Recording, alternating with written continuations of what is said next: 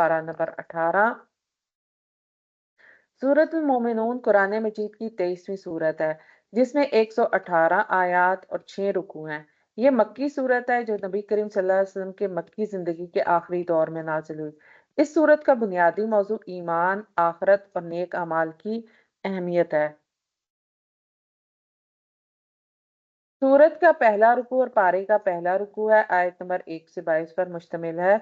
बिस्मिल्लाहिर्रहमानिर्रहीम, अल्लाह ताला के नाम से जो वसी रहमत वाला नहायत रहम वाला है। क़द अफ़लहल मुमिनून अल्लज़ीना हुम फ़ी सलातिहिम ख़ाशिऊन। यकीनन मोमिन कामयाब हो गए वही जो अपनी नमाज में आजिज़ी करने वाले हैं, और वही जो लग़वियात से मुंह मोड़ने वाले हैं, और वही जो ज़कात को अदा करने वाले हैं, और वही जो अपनी शर्मगाहों की हिफाजत करने वाले हैं, सिवाय अपनी बीवियों के या जिनके मालिक इनके दाएं हाथ बने, तो यकीनन वो मुलामत किए हुए नहीं है। फिर जो इसके अलावा कुछ और ढूंढें तो वही हद से बढ़ने वाले हैं, और वही हैं जो अपनी अमानतों और अपने अहद की रियायत करने वाले हैं, और वही जो अपनी नमाजों की हिफाजत करते हैं। यही लोग वारिस हैं जो फिरदौस के वारिस हैं, और वो इसमें हमेशा रहने वाले हैं। और बिलाशुबा यकीनन हमने इंसान को मिट्टी के खुलासे से पैदा किया। तो यहाँ अल्लाह ताला ने पहली 11 आयात में मोमिनीन की खुसूसियात का बयान किया है। वो जो कामयाबी के लिए ज़रूरी हैं, दुनिया और आखिरत में कामयाबी के लिए वो खुसूसियात जिनका हामिल होना ज़रूरी है एक मोमिन के लिए, उन खुसूसियात, उन सिफात का अल्लाह ने जिक्र किया। तो अल्लाह ताला ने इन मोमिनीन की कामयाबी का ऐलान किया है जो नमाज में खुशू इख्तियार करते हैं, लग़वियात से दूर रहते हैं, यानी ऐसे कामों से जो कि इन्हें अल्लाह ताला की याद से दूर करते हैं। कोई भी ऐसी चीज़ जो आपको अल्लाह की याद से दूर करते, आपको अपनी इबादत से गाफिल करते, और इसी तरह से वो बेमकसद काम जो इंसान को गुनाह की तरफ ले जाते हैं। ज़कात अदा करते हैं, अपनी शर्मगाहों की हिफाजत करते हैं, और अपनी अमानतों और वादों का लिहाज रखते हैं। आयत नंबर 12 है, और बिलाशुबा यकीनन हमने इंसान को मिट्टी के खुलासे से पैदा किया, फिर हमने उसे एक महफूज ठिकाने में नुत्फा बना दिया, फिर हमने नुत्फे को जमा हुआ खून बनाया, फिर हमने उसे जमे हुए खून को बोटी बनाया, फिर हमने उस बोटी को हड्डियां बनाया, फिर हमने इन हड्डियों को गोश्त पहनाया, फिर हमने उसे एक दूसरी सूरत में बना खड़ा किया। सो बड़ा ही बरकत वाला है अल्लाह ताला, बेहतरीन पैदा करने वाला है। फिर यकीनन इसके बाद तुम जरूर मरने वाले हो, फिर यकीनन तुम क़यामत के दिन जरूर उठाए जाओगे, और बिलाशुबा यकीनन हमने तुम्हारे ऊपर 7 रास्ते बनाए, और मखलूक से हम कभी गाफिल नहीं थे। और हमने आसमान से एक खास अंदाजे से पानी नाजिल किया, फिर हमने उसे जमीन में ठहरा दिया, और यकीनन हम उसके ले जाने पर जरूर कुदरत रखने वाले हैं। फिर इसके जरिए हमने तुम्हारे लिए खजूर और अंगूर के बाग पैदा किए, उनमें तुम्हारे लिए बहुत से लजीज फल हैं, और उनमें से ही कुछ तुम खाते हो। और हमने वो दरख्त पैदा किया जो तूरे सीना से निकलता है, वो खाने वालों के लिए तेल और सालन उगाता है। और बिलाशुबा तुम्हारे लिए मवेशियों में यकीनन बड़ी इबरत है जो इनके पेट में है। हम इसमें से तुम्हें पिलाते हैं, तुम्हारे लिए इनमें बहुत से दूसरे फायदे भी हैं, और इन्हीं में से कुछ तुम खाते हो, और उन पर और कश्तियों पर तुम सवार किए जाते हो। तो ये आयात अल्लाह की तख्लीक के मराहिल, पानी की नेमत, जमीन और आसमान की पैदाइश, और चौबायों को इंसान के लिए मुसख्खर करने का जिक्र का बयान है, जो इसकी कुदरत की अजीम निशानियां हैं। रसूलुल्लाह सल्लल्लाहु अलैहि वसल्लम ने फरमाया, तुम में से हर एक की तख्लीक इसकी माँ के रहम में 40 दिन तक जमा किए गए नुतफे से होती है, फिर वो इतने ही दिन में जमा हुआ खून बनता है, फिर इतने ही दिन में गोश्त का लोथड़ा बनता है, फिर अल्लाह एक फरिश्ता भेजता है और उसे रूह फूंकने का हुक्म दिया जाता है। इस रुकू के अमली नुकात क्या है? नमाज में खुशू और खुजू पैदा करें, गैर जरूरी बातों और कामों से इज्तनाब करें, अमानतों और वादों की पासदारी करें, अल्लाह की तकलीफ में गौर व फिक्र करें, अल्लाह इसकी नेमतों पर शुक्र गुजार बने, हैवानात और कुदरती वसाइल का सही इस्तेमाल करें। रुकू नंबर 2 है, आयत नंबर 23। और बिलाशुबा यकीनन हमने नूह को उसकी कौम की तरफ भेजा, उसने कहा, ए मेरी कौम, अल्लाह ताला की इबादत करो, इसके सिवा तुम्हारा कोई माबूद नहीं, तो क्या तुम डरते नहीं हो? تو اس کی قوم کے جن سرداروں نے کفر کیا انہوں نے کہا یہ نہیں ہے مگر تمہارے جیسا ایک آدمی جو چاہتا ہے تمہارے اوپر برتری حاصل کر لے، اور اگر اللہ تعالیٰ چاہتا تو ضرور فرشتے نازل کرتا۔ ہم نے اس کو اپنے پہلے باپ دادا میں نہیں سنا۔ وہ ایک آدمی ہے جس کو جنون ہے، سو ایک وقت تک اس کا انتظار کرو۔ تو حضرت نوح علیہ السلام نے اپنی قوم کو اللہ کی عبادت کی دعوت دی۔ قوم کے سرداروں نے آپ کا مذاق اڑایا اور انکار کیا۔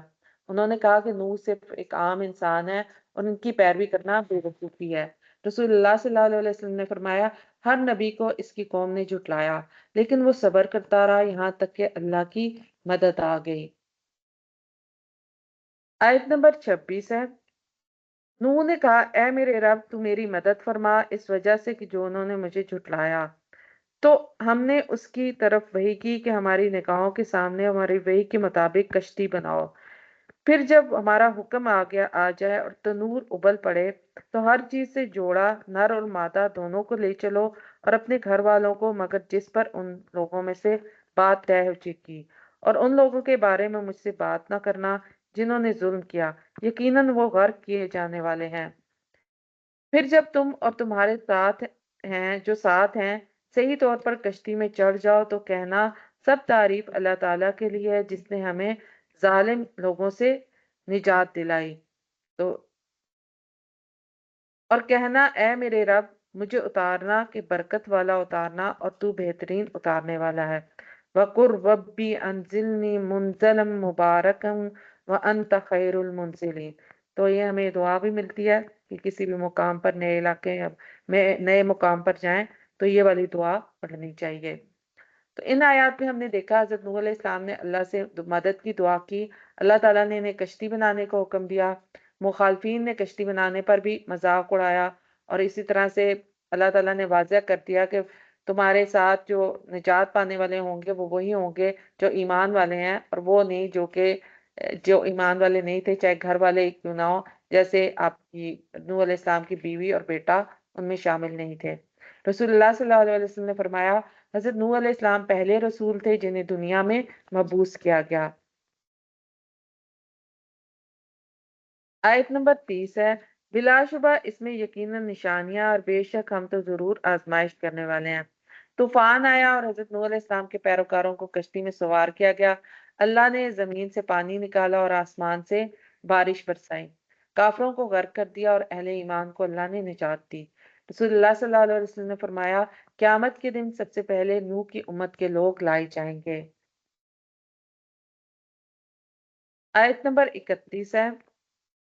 پھر ان کے بعد ہم نے دوسرے زمانے کے لوگ پیدا کیے، پھر ان میں ہم نے ایک رسول انہی میں بھیجا کہ اللہ تعالیٰ کی عبادت کرو، اس کے سوا تمہارا کوئی معبود نہیں۔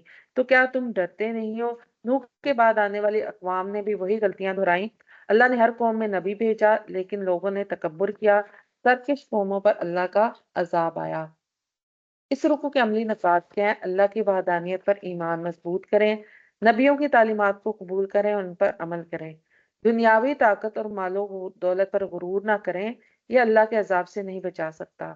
صبر اور استقامت کے ساتھ حق کی دعوت دیتے رہیں، اللہ کی آزمائشوں پر صبر کریں اور اس کی مدد طلب کریں۔ رکوع نمبر 3 ہے، آیت نمبر 33 ہے۔ اور اس کی قوم میں سے ان سرداروں نے جنہوں نے کفر کیا اور آخرت کی ملاقات کو جھٹلایا اور جن کو دنیا کی زندگی میں ہم نے خوشحال رکھا تھا، انہوں نے کہا یہ تمہارے ہی جیسا ایک آدمی ہے، یہ اس میں سے کھاتا ہے جو تم کھاتے ہو اور اس میں سے پیتا ہے جو تم پیتے ہو، اور اگر تم نے اپنے ہی جیسے ایک انسان کی اطاعت کی تب تو بلا شبہ تم ضرور خسارہ اٹھانے والوں میں سے ہوگے۔ کیا وہ تمہیں وعدہ دیتا ہے کہ یقیناً جب تم مر گئے اور مٹی اور ہڈیاں ہو گئے تو بلا شبہ تم نکالے جانے والے ہو؟ بعید، بالکل ہی بعید ہے جو تم وعدہ دیے جاتے ہو، نہیں ہے یہ مگر ہماری دنیا کی زندگی، ہم یہیں مرتے اور جیتے ہیں اور ہم ہرگز اٹھائے جانے والے نہیں۔ وہ نہیں ہے مگر ایک ایسا شخص جس نے اللہ تعالیٰ پر جھوٹ باندھا اور ہم اس کی ہرگز ماننے والے نہیں ہیں۔ رسول نے کہا، اے میرے رب میری مدد کر اس کے بدلے میں جو انہوں نے مجھے جھٹلایا۔ اللہ تعالیٰ نے فرمایا، تھوڑی سی مدت ہے جس میں یقیناً یہ ضرور پچھتانے والے ہو جائیں گے۔ پھر ان کو ایک چیخ نے حق کے ساتھ پکڑا، چنانچہ ہم نے ان کو خس و خاشاک کر دیا۔ سو ظالم لوگوں کے لیے دوری ہو۔ اس حصے میں ایک قوم کا ذکر کیا گیا جن کے سرداروں نے اپنے نبی کی دعوت کو مسترد کر دیا، مال و دولت پر فخر کیا اور آخرت کا انکار کیا، اور نتیجتاً وہ اللہ کے عذاب میں گرفتار ہوئے۔ رسول اللہ صلی اللہ علیہ وسلم نے فرمایا، جس کے دل میں رائی برابر بھی تکبر ہوگا وہ جنت میں داخل نہیں ہوگا۔ آیت نمبر 45 ہے، اور پھر ہم نے ان کے بعد دوسرے زمانے کے لوگ پیدا کیے۔ کوئی امت نہ اپنے مقرر وقت سے آگے جاتی ہے نہ پیچھے رہتے ہیں۔ پھر ہم نے پے در پے اپنے رسول بھیجے، جب کبھی کسی امت کے پاس اس کا رسول آیا انہوں نے اسے جھٹلا دیا، تو ہم نے ان کے بعض کے پیچھے چلتا کیا، اور ہم نے انہیں کہانیاں بنا دیا، سو اس قوم کے لیے دوری ہو جو ایمان نہیں لاتے۔ فرعون اور اس کے سرداروں کی طرف تو انہوں نے تکبر کیا اور سرکش لوگ تھے۔ چنانچہ انہوں نے کہا، کیا ہم اپنے ہی جیسے دو آدمیوں پر ایمان لائیں، حالانکہ ان دونوں کی قوم ہماری غلام ہے؟ تو انہوں نے دونوں کو جھٹلا دیا، چنانچہ وہ ہلاک ہونے والوں میں سے ہو گئے۔ اور بلا شبہ یقیناً موسیٰ کو ہم نے کتاب عطا کی تاکہ وہ ہدایت پائیں، اور ہم نے ابن مریم اور اس کی ماں کو ایک عظیم نشانی بنا دیا، اور ہم نے ان دونوں کو ایک بلند زمین پر ٹھکانہ دیا جو بہتے پانی والے رہنے کی قابل جگہ تھی۔ ان آیات میں اللہ تعالیٰ نے حضرت موسیٰ اور حضرت ہارون کے حوالے سے بتایا کہ ان کو فرعون اور اس کی قوم کی طرف بھیجا، مگر انہوں نے تکبر کیا اور ہدایت کو قبول نہ کیا۔ اللہ تعالیٰ نے فرعون اور اس کے لشکر کو سمندر میں غرق کر دیا۔ اس رکوع کے عملی نکات کیا ہے؟ حق کی مخالفت نہ کریں، تکبر اور غرور سے بچیں، آخرت کو ہمیشہ یاد رکھیں، نبیوں کی سیرت سے سبق حاصل کریں، تکبر کی بجائے عاجزی اپنائیں، اللہ کے احکامات پر عمل کریں۔ رکو نمبر 4 ہے، آیت نمبر 51 ہے، اے رسولو کھاؤ پاک چیزوں میں سے اور نیک کام کرو، جو کچھ تم کرتے ہو یقیناً میں اسے خوب جاننے والا ہوں، اور یقیناً یہ تمہاری امت ایک ہی امت ہے، اور میں تمہارا رب ہوں، سو مجھ سے ہی ڈرو۔ پھر انہوں نے اپنے معاملے دین کو ٹکڑے ٹکڑے کر کے کئی گروہوں میں ہو گئے، ہر گروہ کے پاس جو کچھ ہے وہ اسی پر خوش ہے۔ تو یہاں اللہ نے اب تمام رسولوں کے حوالے سے فرمایا کہ تمام رسولوں کو پاکیزہ رزق کھانے اور نیک اعمال کرنے کا اللہ نے حکم دیا۔ اللہ کے احکام پر عمل کرنے والے ہی کامیاب ہوتے ہیں، اور لوگوں نے دین میں اختلاف پیدا کر دیا اور فرقوں میں بٹ گئے۔ رسول اللہ صلی اللہ علیہ وسلم نے فرمایا، اللہ پاک ہے اور صرف پاکیزہ چیزیں قبول کرتا ہے۔ آیت نمبر 54 ہے، چنانچہ ان کی غفلت میں آپ انہیں ایک وقت تک چھوڑ دیں، کیا وہ سمجھتے ہیں کہ ہم انہیں مال اور بیٹوں سے مدد دے رہے ہیں؟ ہم انہیں بھلائیاں دینے میں سرگرم عمل ہیں، بلکہ وہ سمجھتے نہیں۔ یقیناً وہ لوگ جو اپنے رب کے خوف سے ڈرنے والے ہیں۔ تو یہاں اللہ نے فرمایا کہ جو لوگ دین میں اختلاف ڈال کے مختلف فرقوں میں تقسیم ہو گئے، ہر گروہ اپنی اپنی راہ کو درست سمجھتا ہے، اور اللہ قیامت کے دن سچائی کو واضح کر دے گا کون راہ ہدایت پر ہے۔ رسول اللہ صلی اللہ علیہ وسلم نے فرمایا، یہ امت 73 فرقوں میں تقسیم ہوگی، جن میں سے ایک جنت میں جائے گا اور باقی گمراہ ہوں گے۔ آیت نمبر 57 ہے، یقیناً وہ لوگ جو اپنے رب کے خوف سے ڈرنے والے ہیں، اور وہ لوگ جو اپنے رب کی آیات پر ایمان لاتے ہیں، اور وہ لوگ جو اپنے رب کے ساتھ شریک نہیں کرتے، اور وہ لوگ جو دیتے ہیں جو کچھ دیتے ہیں، اور ان کے دل کانپتے ہیں کہ بے شک وہ اپنے رب کی طرف واپس جانے والے ہیں۔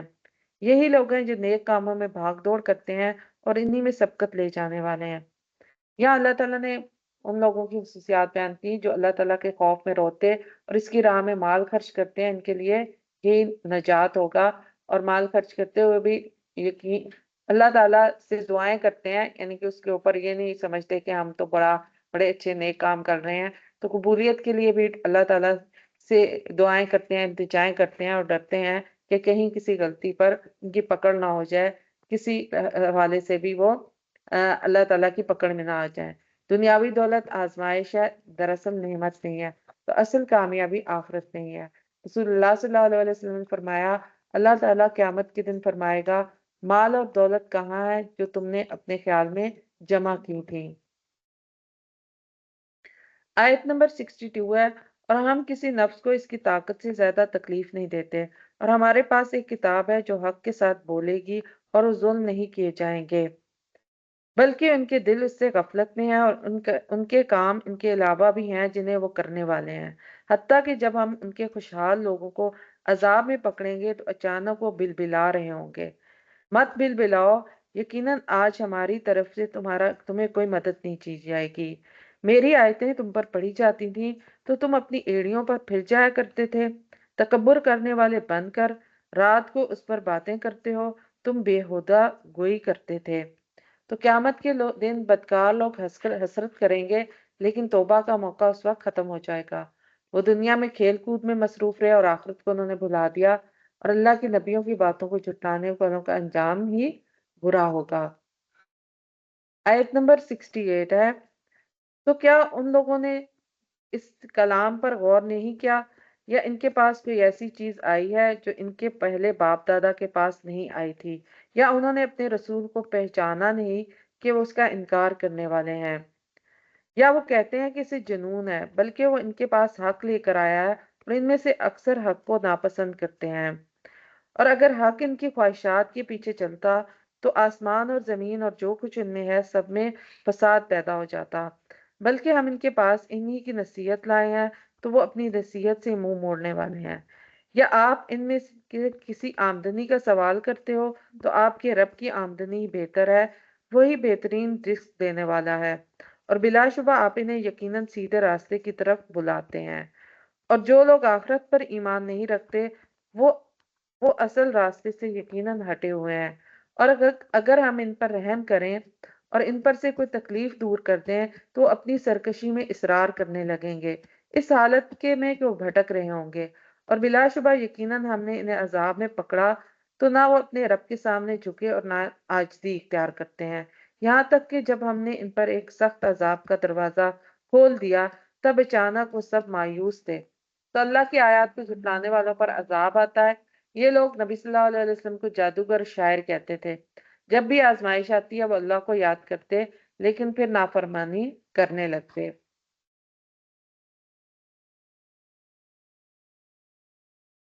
اس رکوع کے عملی نکات کیا ہیں؟ ہمیشہ حلال اور پاکیزہ روزی کھائیں، دین میں فرقہ بندی سے بچیں اور قرآن و حدیث کو مضبوطی سے تھامیں۔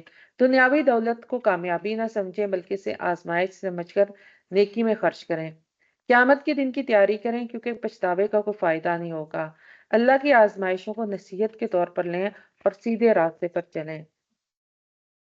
رکو نمبر 5 ہے، آیت نمبر 78 سے 92 پر مشتمل ہے، اور وہی ہے جس نے تمہارے کان اور آنکھیں اور دل بنائے، تم بہت کم شکر ادا کرتے ہو، اور وہی ہے جس نے تمہیں زمین میں تمہیں پھیلا دیا اور اسی کی طرف تم اکٹھے کیے جاؤ گے، اور وہی ہے جو تمہیں زندہ کرتا ہے اور وہی موت دیتا ہے، اور رات اور دن کا بدلنا اسی کے اختیار میں ہے۔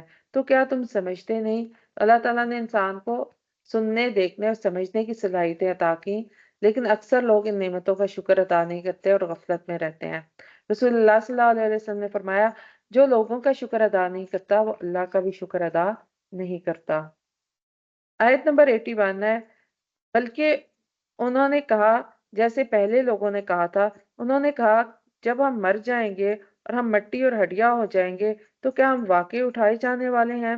بلا شبہ یقیناً یہ وعدہ ہم سے بھی کیا گیا اور اس سے پہلے ہمارے باپ دادا سے بھی، یہ محض اس سے پہلے لوگوں کی کہانیاں ہیں۔ کفار یہ سوچتے تھے کہ زندگی محض ایک سلسلہ ہے جو از خود چل رہا ہے، حالانکہ موت اور زندگی کے اختیار تو صرف اللہ تعالیٰ کے پاس ہے۔ آیت نمبر 84 ہے، آپ پوچھیں کس کا ہے جو زمین میں ہے اور اس میں سے اگر تم جانتے ہو، اور جلد ہی وہ کہیں گے اللہ تعالیٰ کا ہے۔ آپ کہہ دو کیا تم نصیحت حاصل نہیں کرتے؟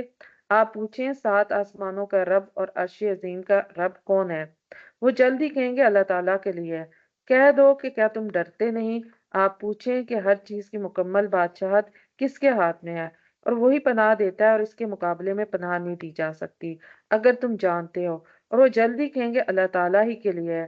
کہہ دو کہاں سے تمہیں جادو کیا جاتا ہے، بلکہ ہم ان کے پاس حق لائے ہیں اور بلا شبہ وہی یقیناً جھوٹے ہیں۔ اللہ تعالیٰ نے کسی کو بیٹا نہیں بنایا اور نہ ہی اس کے ساتھ کوئی اور معبود ہے، ورنہ وہ ہر معبود ضرور اس کو لے جاتا جو اس نے پیدا کیا، اور ان میں سے ایک دوسرے پر ضرور چڑھ دوڑتا، پاک ہے اللہ تعالیٰ اس سے جو وہ بیان کرتے ہیں۔ وہ غیب اور حاضر کو جاننے والا ہے، بس وہ اس سے بہت بلند ہے جسے وہ شریک بناتے ہیں۔ تو یہ آیات اللہ تعالیٰ کی عظمت، اس کی وحدانیت اور کائنات پر اس کے مکمل اختیار کو بیان کرتی ہیں کہ وہی ہر چیز کا خالق، رازق اور حقیقی معبود ہے۔ نبی صلی اللہ علیہ وسلم نے فرمایا، سب سے افضل ذکر لا الہ الا اللہ ہے۔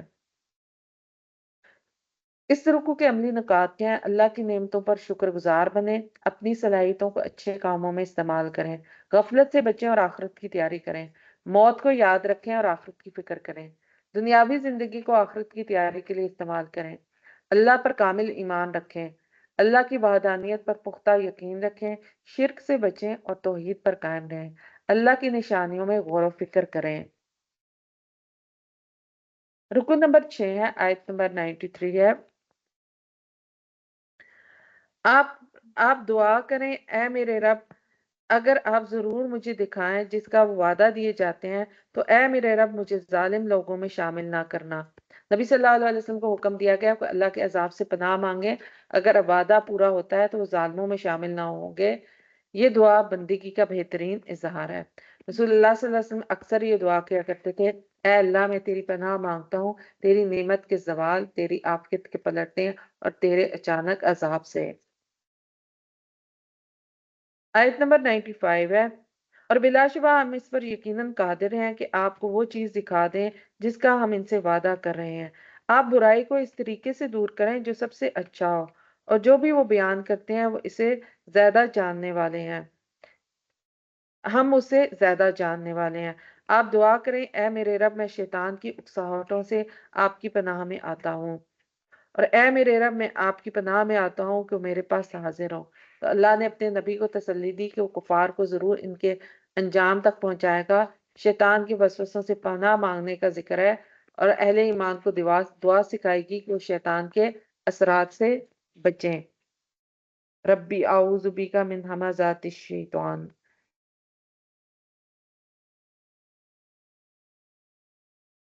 آیت نمبر 99 ہے، یہاں تک کہ جب ان میں سے کسی ایک پر موت آتی ہے تو وہ کہتا ہے، اے میرے رب مجھے لوٹا دے تاکہ میں اس دنیا میں نیک کام کروں جسے میں چھوڑ آیا ہوں۔ ہرگز نہیں، بس ایک بات ہے جو کہنے والے ہیں، اس دن تک ان سب کے آگے ایک برزخ ہے جس میں وہ اٹھائے جائیں گے۔ پھر جب سور میں پھونکا جائے گا تو اس دن ان کے درمیان کوئی قرابت داریاں نہ ہوں گی اور نہ ہی وہ ایک دوسرے کو پوچھیں گے۔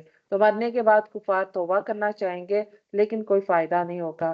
برزخ کا تذکرہ کیا گیا کہ مرنے کے بعد قیامت تک ایک پردہ ہوگا۔ قیامت کے دن کوئی خاندانی تعلق کسی کام نہیں آئے گا۔ رسول اللہ صلی اللہ علیہ وسلم نے فرمایا، قبر آخرت کی پہلی منزل ہے، اگر کوئی اس میں کامیاب ہو گیا تو آگے آسانی ہوگی ورنہ سختی ہی سختی ہے۔ آیت نمبر 102 ہے، پھر وہ شخص جس کے پلڑے بھاری ہوں گے تو وہی کامیاب ہوں گے، اور وہ شخص جس کے پلڑے ہلکے ہوں گے تو وہی لوگ ہیں جنہوں نے اپنی جانوں کو خسارے میں ڈالا۔ وہ جہنم میں ہمیشہ رہنے والے ہیں، ان کے چہروں کو آگ جھلسا دے گی اور اس میں جبڑے نکالنے والے ہوں گے۔ کیا میری آیات تمہیں پڑھ کر سنائی نہیں جاتی تھی؟ پھر بھی تم انہیں جھٹلاتے تھے۔ وہ کہیں گے، اے ہمارے رب، ہماری بدبختی ہم پر غالب آ گئی تو ہم گمراہ لوگ تھے۔ اے ہمارے رب، ہمیں یہاں سے نکال، پھر اگر ہم دوبارہ کریں تو بلا شبہ ہم ہی ظالم ہوں گے۔ اللہ تعالیٰ فرمائے گا، یہی خبر رہو اور مجھ سے بات نہ کرو۔ تو قیامت کے دن اللہ تعالیٰ فرما رہے ہیں ان آیات میں کہ اعمال تولے جائیں گے، جن کے نیک اعمال بھاری ہوں گے وہی کامیاب ہوں گے، جس کے برے اعمال زیادہ ہوں گے وہ جہنم میں جائے گا۔ جہنمی اللہ تعالیٰ سے فریاد کریں گے لیکن انہیں کوئی جواب نہیں دیا جائے گا۔ آیت نمبر 109 ہے، یقیناً میرے بندوں میں سے ایک گروہ تھا، کہتا تھا کہ اے ہمارے رب، ہم ایمان لائے، لہٰذا تو ہمیں معاف فرما دے اور ہم پر رحم فرما، اور تو سب رحم کرنے والوں سے بہترین ہے۔ چنانچہ تم ان کا مذاق بناؤ یہاں تک کہ انہوں نے تمہیں میری یادیں یاد ہی بھلا دی اور تم ان سے ہنسا کرتے تھے۔ یقین کرو آج کے دن میں نے انہیں اس کے بدلے میں جو انہوں نے صبر کیا یہ جزا دی، بلا شبہ وہی کامیاب ہیں۔ اللہ تعالیٰ فرمائے گا، تم سالوں کی گنتی میں زمین میں کتنا رہے ہو؟ وہ کہیں گے، ہم ایک دن یا اس ایک دن کا کچھ حصہ رہے ہیں۔ بس آپ شمار کرنے والوں سے پوچھ لیں۔ اللہ تعالیٰ فرمائے گا، تم تھوڑی ہی مدت رہے ہو، کاش واقعی تم بات کو جانتے ہوتے۔ تو پھر کیا تم نے یہ گمان کر رکھا ہے کہ بلا شبہ ہم نے تمہیں بے مقصد پیدا کیا ہے؟ بلا شبہ تمہیں ہماری طرف واپس نہیں لوٹایا جائے گا۔ یہاں اللہ تعالیٰ ان لوگوں کا ذکر کرتا ہے جو دنیا میں سچے دل سے دعا کرتے ہیں اور پھر جہنمی پکاریں گے کہ ہمیں دنیا میں دوبارہ بھیج دیا جائے، لیکن اس کا کوئی فائدہ نہیں ہوگا۔ اللہ ان سے فرمائے گا انہیں سوچنے اور سمجھنے کا وقت دنیا میں دیا گیا تھا۔ آیت نمبر 116 ہے، تو اللہ تعالیٰ بے حد بلند ہے، جو بادشاہ حقیقی ہے، اس کے سوا کوئی معبود نہیں، عزت والے عرش کا رب ہے۔ اور جو کوئی اللہ تعالیٰ کے ساتھ کسی دوسرے معبود کو پکارتا ہے جس کی اس کے پاس کوئی دلیل نہیں، تو بلا شبہ اس کا حساب اس کے رب ہی کے پاس ہے، یقیناً کافر فلاح نہیں پائیں گے۔ اور آپ دعا کریں کہ اے میرے رب، بخش دے اور رحم فرما۔ وَقُلْ رَبِّ اغْفِرْ وَارْحَمْ وَأَنْتَ خَيْرُ الرَّاحِمِينَ، اے میرے رب بخش دے اور رحم فرما، اور تو رحم کرنے والوں میں سے اچھا رحم فرمانے والا ہے۔ تو یہاں اللہ کی بادشاہی کا ذکر کیا گیا کہ وہی حق مالک ہے، وہ جینے اور مارنے والا ہے۔ نبی صلی اللہ علیہ وسلم کو حکم دیا گیا کہ اللہ سے رحمت اور بخشش مانگے۔ اس رکوع کے عملی نکات کیا ہیں؟ ہمیشہ اللہ کے عذاب سے پناہ مانگتے رہیں، شیطان کے وسوسوں سے بچنے کے لیے قرآن اور دعا کا اہتمام کریں، نیک اعمال کو زیادہ سے زیادہ کریں تاکہ میزان میں بھاری ہوں، آخرت کی تیاری کریں کیونکہ مرنے کے بعد واپسی ممکن نہیں، دنیا کو امتحان سمجھ کر جینا چاہیے کیونکہ اصل زندگی آخرت کی ہے، اللہ کی رحمت اور مغفرت کی دعا کرتے رہیں تاکہ نجات حاصل ہو سکے۔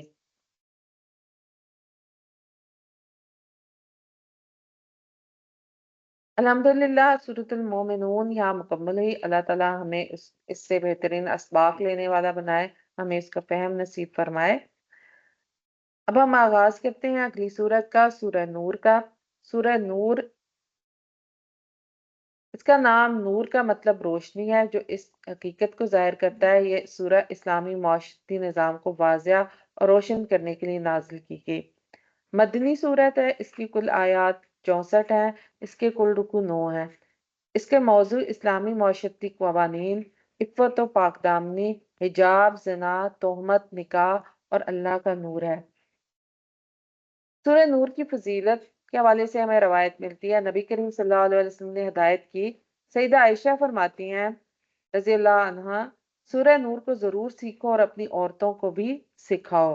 تو یہ خاص طور پر عورتوں کو اس سورت کو سکھانے کا حکم دیا رسول اللہ صلی اللہ علیہ وسلم نے۔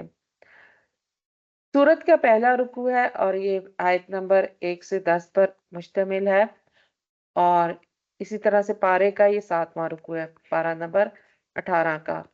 بسم اللہ الرحمن الرحیم، اللہ تعالیٰ کے نام سے جو وسیع رحمت والا نہایت رحم والا ہے۔ سورۃ انزلناہا وفرضناہا وانزلنا فیہا آیات بینات لعلکم تذکرون، یہ ایک سورت ہے جسے ہم نے نازل کیا ہے اور ہم نے اسے فرض کیا اور ہم نے اس میں واضح آیات نازل کی ہیں تاکہ تم نصیحت حاصل کرو۔ تو اللہ تعالیٰ نے اس سورت کو خاص طور پر احکام اور قوانین کو واضح کرنے کے لیے نازل کیا تاکہ لوگ اس نور سے روشنی حاصل کریں اور گمراہی سے بچیں۔ یعنی وہ نور کیا ہے؟ وہ قرآن کا نور ہے۔ اس قرآن کے نور کی روشنی میں، جس میں احکامات بھی ہیں، جس میں عبرت بھی ہیں، جس میں اسباق بھی ہیں، تو اس سے روشنی حاصل کریں اور اپنی زندگیوں کو روشن کریں۔ رسول اللہ صلی اللہ علیہ وسلم نے فرمایا، جو شخص قرآن میں سے ایک آیت سیکھے اور اس پر عمل کرے، وہ اس کے لیے قیامت کے دن نور بن جائے گی۔ سبحان اللہ۔ آیت نمبر 2 سے 3 میں زنا کی سزا اور معاشرتی پاکیزگی کی بات کی گئی ہے۔ آیت نمبر 2 ہے، زانیہ عورت زانی مرد دونوں میں سے ہر ایک کو 100 کوڑے مارو، اور ان دونوں کے بارے میں اللہ تعالیٰ کے دین میں نرمی تمہیں دامن گیر نہ ہو، اگر تم اللہ تعالیٰ اور آخرت کے دن پر ایمان رکھتے ہو، اور ان دونوں کی سزا کے وقت اہل ایمان کا ایک گروہ ضرور موجود رہے۔ زانی نکاح نہیں کرے گا مگر زانیہ یا مشرکہ عورت کے ساتھ ہی، اور زانیہ کے ساتھ نکاح نہیں کرے گا مگر زانی یا مشرک مردی، اور اہل ایمان پر حرام قرار دیا گیا ہے۔ تو اسلام نے معاشرے کی پاکیزگی اور عزت اور عصمت کی حفاظت کے لیے زنا کو سخت حرام قرار دیا ہے، اور اس کے واضح اس کی سزا مقرر کی ہے تاکہ لوگ اس سے باز آ جائیں۔ نبی صلی اللہ علیہ وسلم نے فرمایا، جب کوئی زنا کرتا ہے تو اس وقت وہ کوئی مومن نہیں رہتا۔ تو زنا کے جو نقصانات ہیں اور جس کی وجہ سے سوسائٹی کے اندر خاندانی معاشرتی بگاڑ پیدا ہوتا ہے، اس کی وجہ سے اللہ رب العزت نے اس کی سزا بھی اسی طرح سے سخت رکھی تاکہ لوگ اس سزا سے بچیں اور ڈریں۔ اور پھر اسی طرح سے جہاں ہم نے یہاں دیکھا کہ جو 100 کوڑوں کی سزا ہے تو یہ غیر شادی شدہ کے لیے سزا ہے، اور جو شادی شدہ اگر زنا کرے گا تو اس کی سزا رجم کی سزا ہے، جس جو کہ گھڑے کھود کے اور اس کے اندر جو ہے کھڑا کر دیا جائے گا زانی شخص کو، زانی عورت ہو یا مرد ہو، اگر دونوں شامل ہوں دونوں کو، اور پھر پتھروں کی بارش ان پر کی جائے گی یہاں تک کہ وہ ہلاک ہو جائیں۔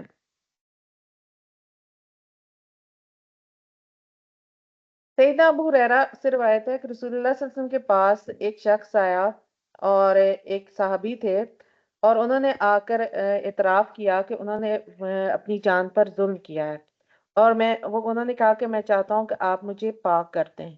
آپ صلی اللہ علیہ وسلم نے انہیں واپس کر دیا۔ پھر دوسرا دن ہوا تو پھر وہ آ گئے اور کہنے لگے کہ یا رسول اللہ، میں نے زنا کیا ہے۔ آپ صلی اللہ علیہ وسلم نے پھر ان کو واپس کر دیا۔ اس کے بعد ان کی قوم کو کہا کہ اور کسی کو بھیجا اور فرمایا کہ کیا تم ان کی عقل میں کوئی فطور پاتے ہو، یا کوئی تم نے اس کے حوالے سے کوئی ایسی بات دیکھی ہے جو اس کے ذہنی یعنی توازن کے حوالے سے درست نہ ہو؟ تو انہوں نے کہا کہ ہم ان کی ذہنی طور پر بالکل کوئی ان کے اندر فطور نہیں پاتے ہیں، بلکہ ہم تو ان کو ایک اچھا انسان اور اچھے لوگوں میں شمار کرتے ہیں۔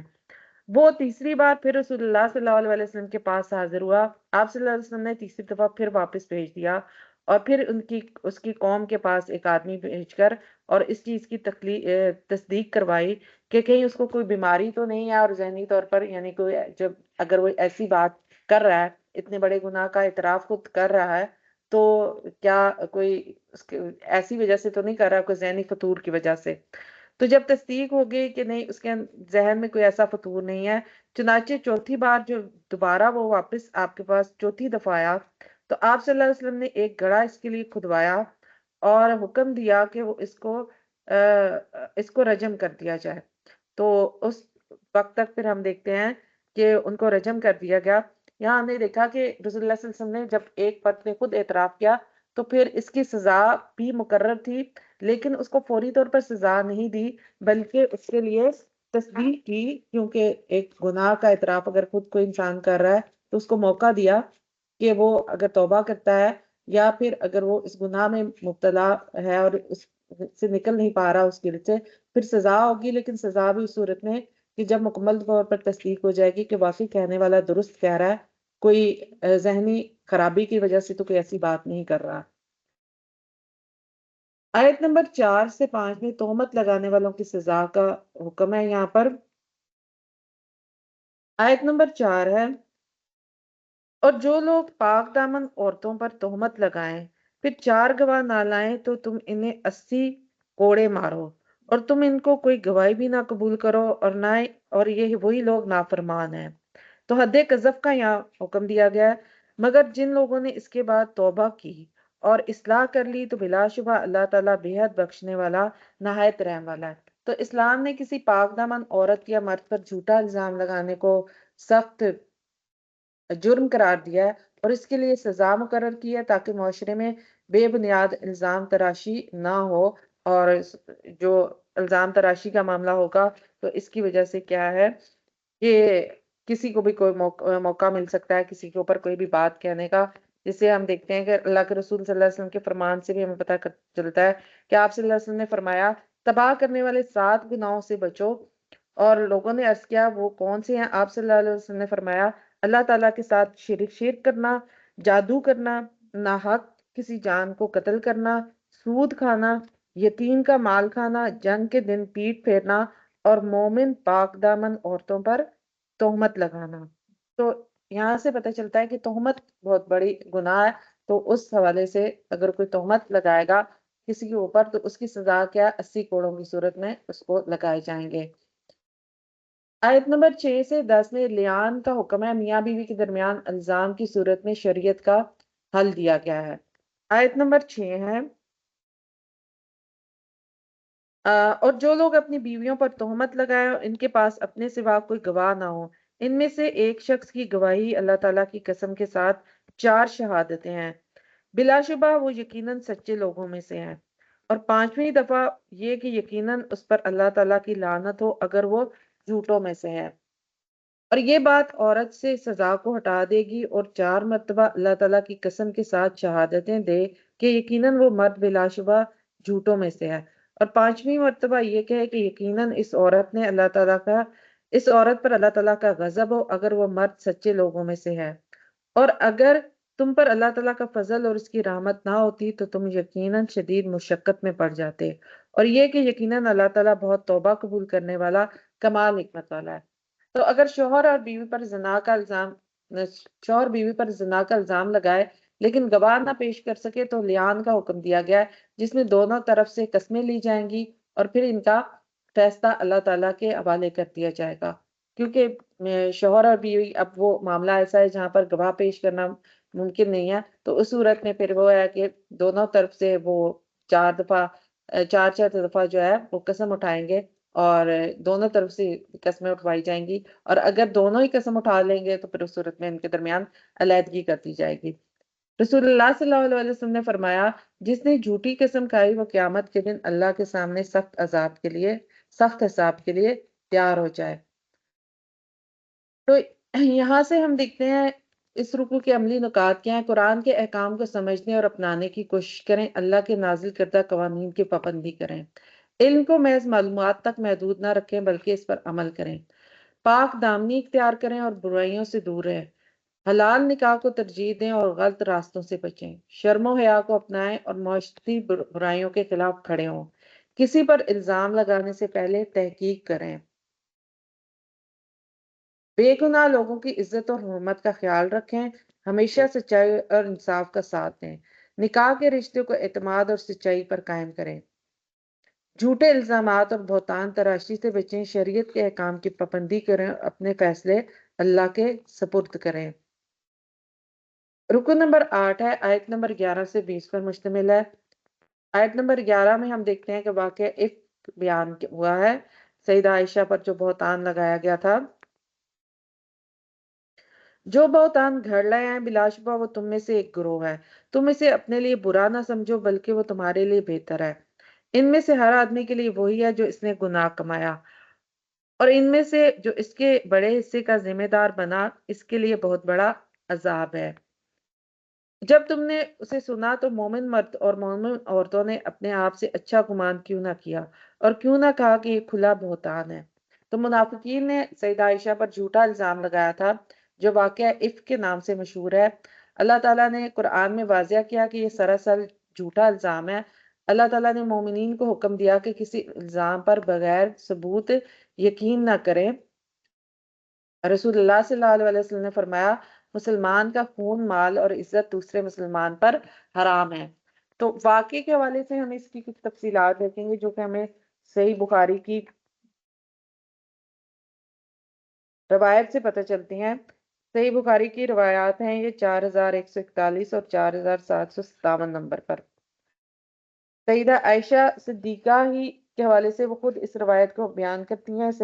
سیدنا عروہ بن زبیر سیدہ عائشہ سے روایت کرتے ہیں جو کہ سیدہ عائشہ کے بھانجے ہیں کہ رسول اللہ صلی اللہ علیہ وسلم جب سفر کا ارادہ کرتے تو ازدواج مطہرات کے درمیان قرعہ ڈالا جاتا، جس کا نام آتا تو نبی کریم صلی اللہ علیہ وسلم اسے اپنے ساتھ سفر میں لے جاتے۔ سیدہ عائشہ نے بیان کیا کہ ایک غزوے کے موقع پر جب انہوں نے قرعہ ڈالا تو میرا نام نکلا، میں آپ صلی اللہ علیہ وسلم کے ساتھ سفر میں روانہ ہوئی۔ یہ واقعہ پردے کے حکم کے نازل ہونے کے بعد کا ہے، چنانچہ مجھے ہودج سمیت اٹھا کر سوار کر دیا جاتا اور اسی کے ساتھ اتارا جاتا۔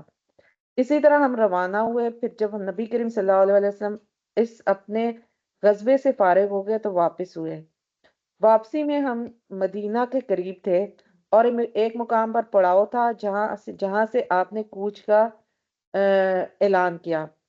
کوچ کا اعلان ہو چکا تھا تو میں کھڑی ہوئی، تھوڑی دور چل کر لشکر کی حدود سے آگے نکل گئی۔ پھر قضائے حاجت سے فارغ ہو کر میں اپنی سواری کے پاس پہنچی۔ وہاں پہنچ کر میں نے اپنا سینہ ٹٹولا تو ظفار یمن کا ایک شہر کے مہرے کا بنا ہوا ہار جو تھا وہ غائب تھا۔ اب میں وہاں وہاں سے واپس ہوئی اور اپنا ہار تلاش کرنے لگی۔ اس تلاش میں دیر ہو گئی۔ انہوں نے بیان کیا جو لوگوں نے مجھے سوار کیا تھا وہ آئے اور میرے ہودج کو اٹھا کر انہوں نے میرے اونٹ پر رکھ دیا جس پر میں سوار ہوا کرتی تھی۔ انہوں نے سمجھا کہ میں ہودج کے اندر ہی موجود ہوں۔ ان دنوں عورتیں اتنی ہلکی پھلکی ہوتی تھیں، ان کے جسم میں پر زیادہ گوشت نہیں ہوتا تھا کیونکہ بہت معمولی خوراک انہیں ملتی تھی، اس لیے اٹھانے والے نے جب اسے اٹھایا تو ہودج کے ہلکے پن ہونے سے اسے کوئی فرق معلوم نہیں ہوا کہ وہ اندر موجود ہیں کہ نہیں۔ یوں بھی اس وقت میں ایک کم عمر لڑکی تھی۔ غرض اونٹ کو اٹھا کر وہ روانہ ہو گئے۔ جب لشکر گزر گیا تو مجھے اپنا ہار مل گیا۔ میں جب ہار لے کر پلٹی تو وہاں کوئی بھی نہ تھا، نہ پکارنے والا اور نہ جواب دینے والا۔ اس لیے میں وہاں آئی جہاں میرا اصل ڈیرا تھا۔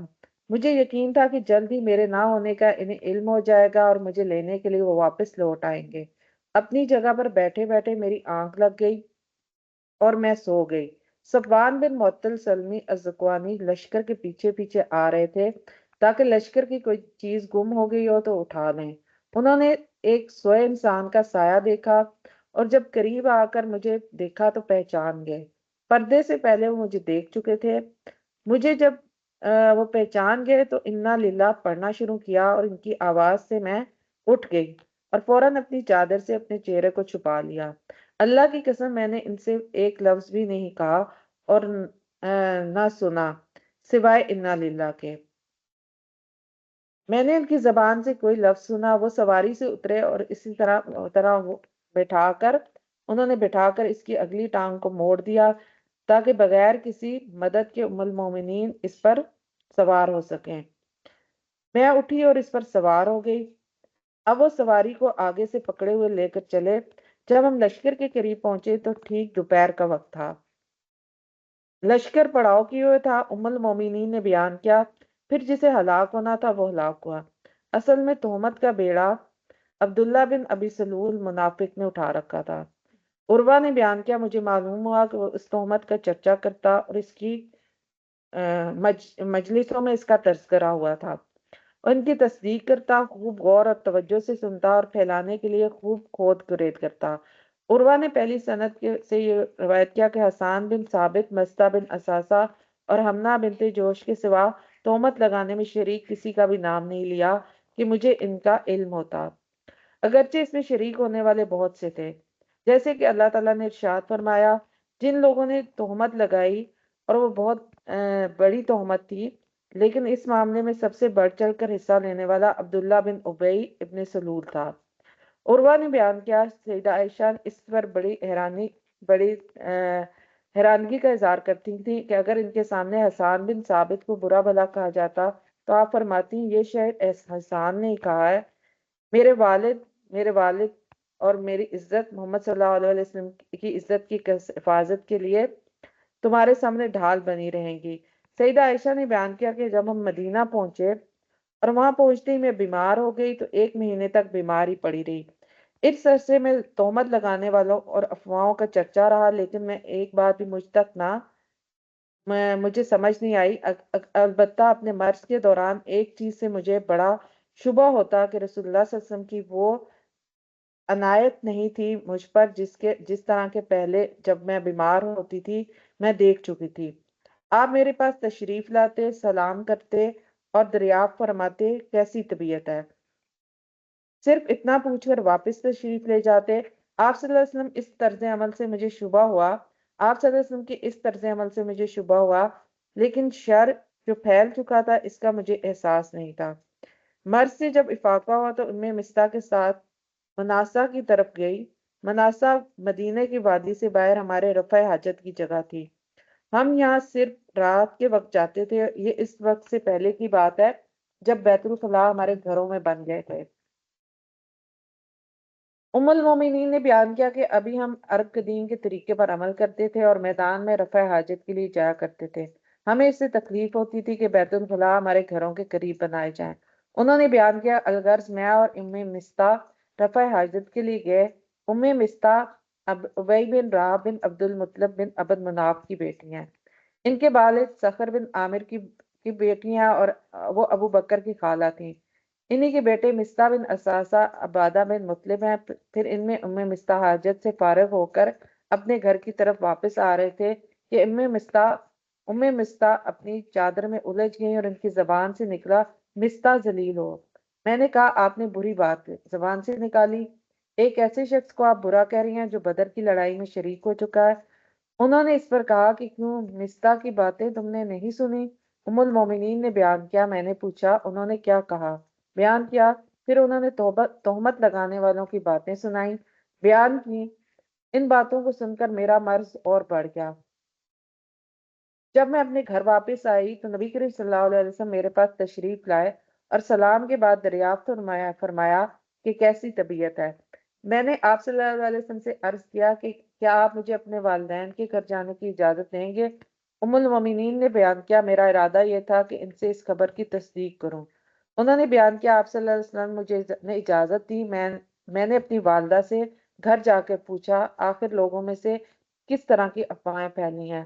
انہوں نے فرمایا، بیٹی فکر نہ کر، اللہ کی قسم ایسا شاید ہی کہیں ہوا ہو کہ ایک خوبصورت عورت کسی ایسے شوہر کے ساتھ ہو جس سے محبت بھی رکھتا ہو اور اس کی سوکنے بھی ہوں اور اس پر تہمتیں نہ لگائی گئی ہوں، اس کی عیب جوئی نہ کی گئی ہو۔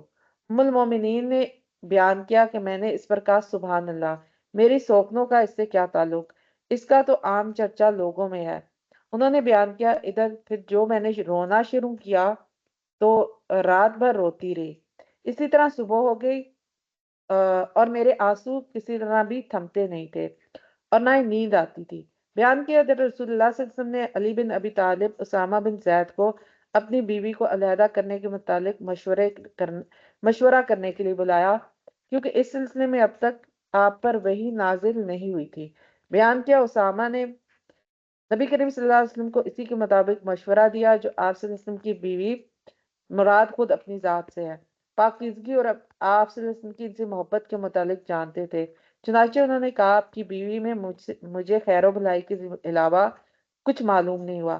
لیکن علی رضی اللہ عنہ نے کہا، یا رسول اللہ، اللہ تعالیٰ نے آپ پر کوئی تنگی نہیں رکھی اور عورتیں بھی اس کے علاوہ بہت ہیں، ان کی باندی بریرہ سے بھی دریافت فرما لیں، وہ حقیقت حال بیان کر دیں گی۔ بیان کیا، پھر آپ صلی اللہ علیہ وسلم نے بریرہ کو بلایا اور ان سے دریافت کیا کہ کیا تم نے کوئی ایسی بات دیکھی ہے جس سے تمہیں عائشہ پر شبہ ہو؟ بریرہ نے کہا، اس ذات کی قسم جس نے آپ کو حق کے ساتھ مبعوث کیا ہے، میں نے ان کے اندر کوئی ایسی چیز نہیں دیکھی جو بری ہو۔ اتنی بات ضرور ہے کہ وہ ایک نوعمر لڑکی ہیں، آٹا گوندھ کر سو جاتی ہیں اور بکری آ کر کھا جاتی ہے۔ انہوں نے یعنی کہ وہ کم عمر تھی نا، اس وجہ سے انہوں نے بیان کیا کہ اس دن رسول اللہ صلی اللہ علیہ وسلم نے صحابہ کو خطاب کیا اور کھڑے ہو کر عبداللہ بن ابی کا معاملہ رکھا۔ آپ صلی اللہ علیہ وسلم نے فرمایا، اے گروہ مسلمین، ایک شخص کے بارے میں میری کون مدد کرے گا جس کی اذیتیں اب میری بیوی کے معاملے تک پہنچ گئی ہیں؟ اللہ کی قسم کہ میں نے اپنی بیوی میں خیر کے علاوہ کوئی اور چیز نہیں دیکھی، اور نام بھی ان لوگوں کے ہیں ایسے ہیں جیسے صفوان بن معطل، جو کہ ام المومنین کو اپنے اونٹ پر لائے تھے، جس کے بارے میں بھی خیر کے علاوہ کچھ نہیں جانتا۔ اور جب میرے گھر آئے تو میرے ساتھ آئے۔ آپ ام المومنین نے بیان کیا کہ اس پر سعد بن معاذ قبیلہ ابو اصل کے ہم رشتہ کھڑے ہوئے اور عرض کیا، یا رسول اللہ، میں آپ کی مدد کروں، اگر وہ شخص قبیلہ اوس کا ہو تو میں اس کی گردن مار دوں گا، اور اگر وہ ہمارے قبیلے کا ہو، آپ کا اس کے متعلق جو بھی حکم ہوگا ہم بچا لائیں گے۔ ام المومنین نے بیان کیا، یعنی کہ وہ جو تہمت لگانے والے ان کے حوالے سے انہوں نے کہا، ام المومنین نے بیان کیا، اس پر قبیلہ خزرج کے ایک صحابی کھڑے اور حسان کی والدہ ان کے چچا زاد بہن تھیں، یعنی سعد بن عبادہ، اور قبیلہ خزرج کے سردار تھے اور اس سے پہلے بڑے صالحین اور مخلصین میں تھے۔ لیکن آج قبیلے کی حمیت ان پر غالب آ گئی۔ انہوں نے سعد کو مخاطب کر کے کہا، اللہ کی قسم تم جھوٹے ہو، تم اسے قتل نہیں کر سکتے اور نہ تمہارے اندر اتنی طاقت ہے۔ اگر وہ تمہارے قبیلے کا ہوتا تو تم اس کو قتل کا نام نہ لیتے۔ اس کے بعد اسید بن حزیر جو کہ سعد بن عبادہ کے چچیرے بھائی تھے کھڑے ہوئے اور سعد بن عبادہ کو مخاطب کر کے کہا، اللہ کی قسم تم جھوٹے ہو، ہم اسے ضرور قتل کریں گے۔ اب اس میں شبہ نہیں رہا کہ تم بھی منافق ہو، تم منافقوں کی طرح مدافعت کرتے ہو۔ اتنے میں اوس اور خزرج کے دونوں قبیلے بھڑک اٹھے اور ایسا معلوم ہوتا تھا کہ آپس میں لڑ پڑیں گے۔ اس وقت تک رسول اللہ صلی اللہ علیہ وسلم منبر پر تشریف فرما تھے۔ ام المومنین سیدہ عائشہ نے بیان کیا، پھر آپ صلی اللہ علیہ وسلم سب کو خاموش کرانے لگے۔ سب حضرات چپ ہو گئے اور آپ صلی اللہ علیہ وسلم بھی خاموش ہو گئے۔ ام المومنین نے بیان کیا کہ میں اس روز پورا دن روتی رہی، نہ میرا آنسو تھمتا تھا نہ آنکھ لگتی تھی۔ بیان کیا کہ صبح کے وقت میرے والد میرے پاس آئے، 2 راتیں اور ایک دن میرا روتے ہوئے گزر گیا۔ اس پورے عرصے میں نہ میرے آنسو رکے اور نہ نیند آئی۔ ایسا معلوم ہوتا تھا روتے روتے میرا کلیجہ پھٹ جائے گا۔ ابھی میرے والدین میرے پاس ہی بیٹھے ہوئے تھے اور میں روئی جا رہی تھی کہ قبیلہ انصار کی ایک خاتون نے اندر آنے کی اجازت چاہی۔ میں نے انہیں اجازت دی اور وہ بھی میرے ساتھ بیٹھ کر رونے لگیں۔ بیان کیا کہ ابھی ہم اسی حالت میں تھے کہ رسول اللہ تشریف لائے، آپ نے سلام کیا اور بیٹھ گئے۔ بیان کیا جب سے مجھ پر تہمت لگائی گئی تھی آپ میرے پاس نہیں بیٹھے تھے۔ 1 مہینہ گزر گیا، میرے بارے میں آپ کو وحی کے ذریعے کوئی اطلاع نہیں دی گئی۔ بیان کیا کہ بیٹھنے کے بعد آپ صلی اللہ علیہ وسلم نے کلمہ شہادت پڑھا، پھر فرمایا، اما بعد، اے عائشہ، مجھے تمہارے بارے میں اس طرح کی خبریں ملی ہیں۔ اگر تم واقعی اس معاملے میں پاک صاف ہو تو اللہ تمہاری پاکی خود بیان کر دے گا، لیکن اگر تم نے کسی گناہ کا قصد کیا ہے تو اللہ کی مغفرت چاہو اور اس کی حضور توبہ کرو، کیونکہ بندہ جب اپنے گناہوں کا اعتراف کرتا ہے پھر اللہ کی بارگاہ میں توبہ کرتا ہے تو اللہ تعالیٰ اس کی توبہ قبول کرتا ہے۔ ام المومنین نے بیان کیا کہ جب آپ نے اپنا کلام پورا کیا تو میرے آنسو خشک ہو گئے، ایک قطرہ بھی محسوس نہیں ہوتا تھا۔ میں نے اپنے والد سے کہا، میری طرف سے رسول اللہ صلی اللہ علیہ وسلم کو ان کے کلام کا جواب دیں۔ والد نے فرمایا، اللہ کی قسم میں کچھ نہیں جانتا، آپ صلی اللہ علیہ وسلم سے مجھے کیا کہنا چاہیے؟ پھر میں نے اپنی والدہ سے کہا کہ نبی کریم صلی اللہ علیہ وسلم سے کچھ فرمائیں اور اس کا جواب دیں۔ والدہ نے بھی یہی کہا، اللہ کی قسم مجھے نہیں معلوم آپ صلی اللہ علیہ وسلم سے مجھے کیا کہنا چاہیے۔ اس لیے میں نے خود ہی عرض کیا، حالانکہ میں بہت کم عمر لڑکی تھی اور قرآن مجید بھی میں نے زیادہ نہیں پڑھا تھا کہ اللہ کی قسم مجھے بھی معلوم ہو کہ آپ لوگوں سے اس طرح کی افواہوں پر کان دھرا آپ نے اس طرح کی افواہوں پر کان دھرا اور بات آپ لوگوں کے دلوں میں اتر گئی اور آپ لوگوں نے اس کی تصدیق کی۔ اب اگر میں یہ کہوں کہ میں اس تہمت سے بری ہوں تو آپ لوگ میری تصدیق نہیں کریں گے، اور اگر اس گناہ کا اقرار کر لوں تو اللہ تعالیٰ خوب جانتا ہے کہ میں اس سے بری ہوں تو آپ لوگ اس کی تصدیق کرنے لگ جائیں گے۔ بس اللہ کی قسم میری اور لوگوں کی مثال یوسف کے والد جیسی ہے، جب انہوں نے کہا تھا فصبر جمیل واللہ المستعان علی ما تصفون، کہ پاس صبر جمیل ہی بہتر ہے اور اللہ تعالیٰ ہی مددگار ہے اس بارے میں جو تم کہہ رہے ہو۔ پھر میں نے اپنا رخ دوسری طرف کیا اور بستر پر لیٹ گئی۔ اللہ خوب جانتا ہے میں اس معاملے میں قطعی بری تھی اور خود میری برات اللہ ظاہر کرے گا، کیونکہ میں واقعی بری تھی، لیکن اللہ کی قسم مجھے اس کا کوئی گمان بھی نہ تھا کہ اللہ تعالیٰ میری وحی کے ذریعے قرآن مجید میں میرے معاملے کی صفائی اتارے گا، کیونکہ میں اپنے آپ کو اس سے کم تر سمجھتی تھی کہ اللہ تعالیٰ میرے معاملے میں خود کوئی کلام فرمائے۔ مجھے تو صرف اتنی امید تھی کہ آپ صلی اللہ علیہ وسلم کوئی خواب دیکھیں گے جس کے ذریعے اللہ تعالیٰ میری برات کر دے گا، لیکن اللہ کی قسم ابھی نبی صلی اللہ علیہ وسلم مجلس سے اٹھے ہی نہیں تھے اور نہ ہی کوئی گھر کا آدمی وہاں سے اٹھا تھا۔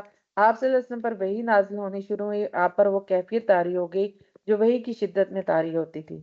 موتیوں کی طرح پسینے کے قطرے آپ کے چہرے سے گرنے لگے، حالانکہ سردی کا موسم تھا۔ یہ اس وحی کی وجہ سے تھا جو آپ صلی اللہ علیہ وسلم پر نازل ہوئی تھی۔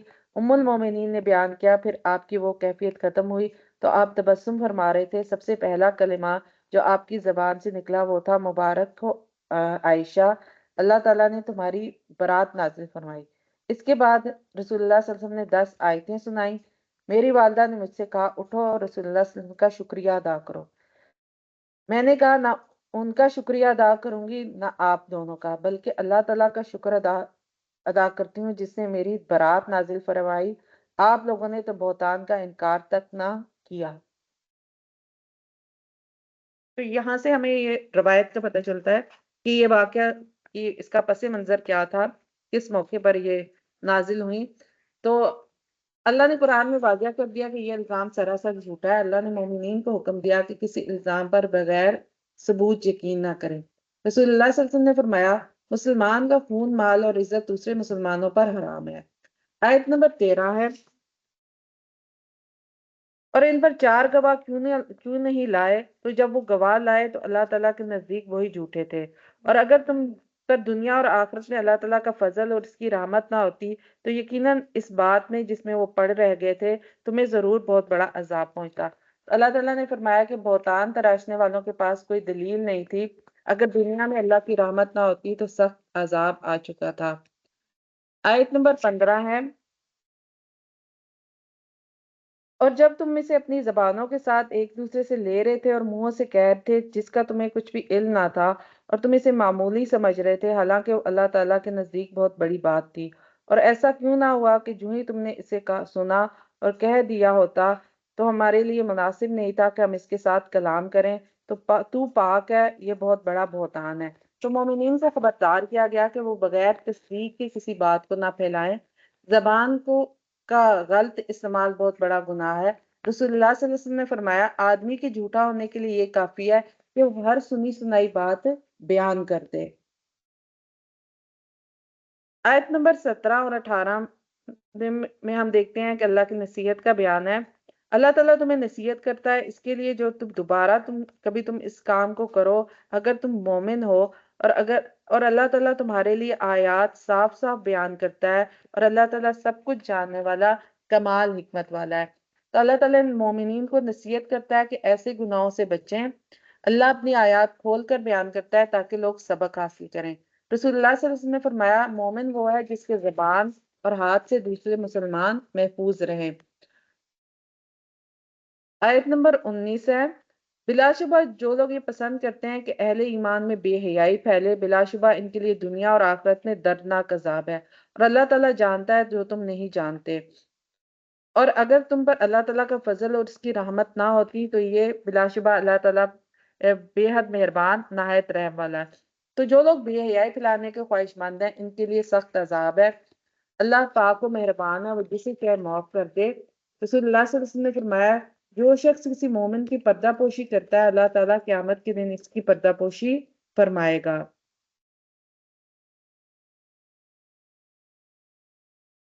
اس رکوع کے عملی نکات کیا ہیں؟ کسی بھی خبر کو آگے بڑھانے سے پہلے اس کی تصدیق کریں، کسی مسلمان پر جھوٹا الزام لگانے سے بچیں، بے حیائی اور بدگمانی سے دور رہیں، دوسروں کی عزت اور آبرو کی حفاظت کریں، ہمیشہ اللہ سے مغفرت طلب کریں اور نیکیوں میں سبقت لے کر جائیں۔ رکن نمبر 9 ہے، آیت نمبر 21 ہے، اے لوگو جو ایمان لائے ہو تم شیطان کے نقش قدم کی پیروی نہ کرو، اور جو شخص شیطان کے نقش قدم کی پیروی کرے گا تو بلا شبہ وہ اسے بے حیائی اور برائی کا حکم دے گا۔ اور اگر تم پر اللہ تعالیٰ کا فضل اور اس کی رحمت نہ ہوتی تو تم میں سے کوئی بھی کبھی پاک نہ ہوتا، لیکن اللہ تعالیٰ جس کو چاہتا ہے پاک کرتا ہے، اور اللہ تعالیٰ سب کچھ سننے والا، سب کچھ جاننے والا ہے۔ تو اللہ تعالیٰ نے لوگوں کو خبردار کیا ہے کہ شیطان ہمیشہ برائی کی طرف لے جانے کی کوشش کرتا ہے، اس لیے ایمان والوں کو محتاط رہنا چاہیے اور تقوی اختیار کرنا چاہیے۔ رسول اللہ صلی اللہ علیہ وسلم نے فرمایا، شیطان انسان کے جسم میں خون کی طرح دوڑتا ہے، پس تم اس کے راستے بند کرو ذکر اور تقوی کے ذریعے۔ آیت نمبر 22 ہے، اور تم میں سے جو لوگ فضل اور کشائش والے ہیں وہ اس بات کی قسم نہ اٹھا بیٹھیں کہ وہ رشتہ داروں اور مسکینوں اور مہاجروں کو اللہ تعالیٰ کی راہ میں کچھ نہ دیں گے، اور لازم ہے کہ وہ معاف کر دیں، اور لازم ہے کہ وہ درگزر کریں۔ اور کیا تم پسند نہیں کرتے کہ اللہ تعالیٰ بھی تمہیں بخش دے؟ اور اللہ تعالیٰ بے حد بخشنے والا، نہایت رحم والا ہے۔ جو لوگ پاک دامن بے خبر مومن عورتوں پر تہمت لگاتے ہیں، یقیناً ان پر دنیا اور آخرت میں لعنت کی گئی ہے، اور ان کے لیے بہت بڑا عذاب ہے۔ تو اللہ تعالیٰ نے اہل ایمان کو تاکید کی ہے کہ وہ ایک دوسرے کی غلطیوں کو معاف کریں اور نیکی کو فروغ دیں، کیونکہ اللہ تعالیٰ خود بھی معاف کرنے والا اور رحم کرنے والا ہے۔ جب سیدہ عائشہ پر الزام لگایا گیا، اس طرح سے ان کے اوپر تہمت لگی، تو کیونکہ سیدنا ابوبکر صدیق آپ کے والد تھے، تو ایک فرد جس کے بارے میں ہم نے دیکھا، روایت میں بھی اس کا نام آیا، جو صحابی تھے، مستہ جن کا نام تھا، تو وہ بھی اس تہمت میں یعنی کہ پروپیگنڈے کا شکار ہو گئے، اور وہ سیدنا ابوبکر صدیق کے رشتہ دار تھے، اور وہ ان کی مالی طور پر تعاون بھی کرتے تھے، ان کا وظیفہ انہوں نے لگایا ہوا تھا۔ تو ایک فطری بات تھی کہ ظاہری بات ہے کہ وہی شخص جس کو آپ مدد بھی کر رہے تھے، اس کی مالی مدد بھی کر رہے تھے، اس کی اعانت بھی کر رہے تھے، اور وہی شخص اس سارے سلسلے میں ساتھ شامل ہو گیا، بہتان کے سلسلے میں۔ تو سیدنا ابو بکر صدیق نے ہاتھ روک لیا اس کو وظیفے سے جو کہ انہوں نے مقرر کیا ہوتا۔ تو جب اللہ تعالیٰ نے یہ آیات نازل کی تو سیدنا ابو بکر صدیق نے دوبارہ سے وظیفے کا اہتمام شروع کر دیا، اور اس کو جو روکا سلسلہ تھا اس کو ختم کر دیا، یعنی کہ آپ ان کی مدد کرتے تھے تو کہ اللہ تعالیٰ معاف کرنے والا ہے جس طرح غلطیوں کو، تو تم بھی معاف کر دو کہ اللہ تعالیٰ تم نہیں چاہتے کہ اللہ تعالیٰ تمہیں معاف کرے گا۔ آیت نمبر 23 ہے، جو لوگ پاک دامن بے خبر مومن عورتوں پر تہمت لگاتے ہیں، یقیناً ان پر دنیا اور آخرت میں لعنت کی گئی ہے، ان کے لیے بہت بڑا عذاب ہے۔ اور اس دن جب ان کی زبانیں اور ان کے ہاتھ اور ان کے پاؤں ان کے اپنے خلاف گواہی دیں گے جو کام بھی وہ کیا کرتے تھے۔ تو جو لوگ پاک دامن عورتوں پر جھوٹا الزام لگاتے ہیں، قیامت کے دن کے ہاتھ، زبان اور جسم دوسرے حصے ان کے خلاف گواہی دیں گے اور انہیں سخت سزا دی جائے گی۔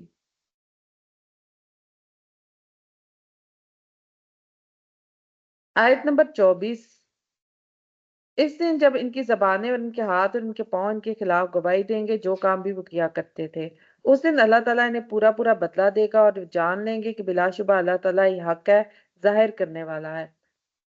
قیامت کے دن اللہ تعالیٰ ہر انسان کے اعمال کو ظاہر کر دے گا، اور اگر کسی کا کوئی بھی عمل چھپا نہیں رہے گا، نیک لوگوں کو ان کا اجر ملے گا اور بد کردار لوگ سخت عذاب میں مبتلا کیے جائیں گے۔